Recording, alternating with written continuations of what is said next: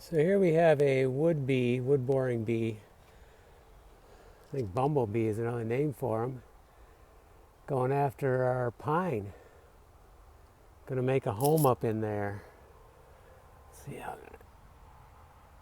I'm gonna touch him, get him to back out there. See how big they are. Yeah, unfortunately we can't have that. Pretty determined.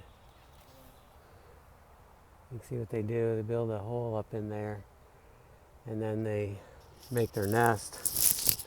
You can look it up. It's pretty cool what they do, but unfortunately we don't want them doing it here.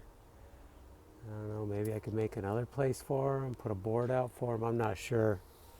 Well, they're pretty particular. I noticed they like to be on the sunny side of the house. You could do this, put these in the shade and they wouldn't bother the pine at all, even if it wasn't even primed.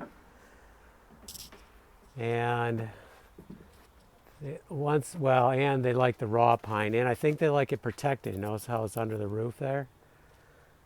They don't want it out in the opening too much. They want a protected home. So once we get the paint on there, I think they'll stop going after it, although primer was on there and they still went after it. So that's a little bothersome, but I'll caulk that hole and hopefully they'll get the point that this is not an acceptable living area for them, and hopefully they'll go after something else.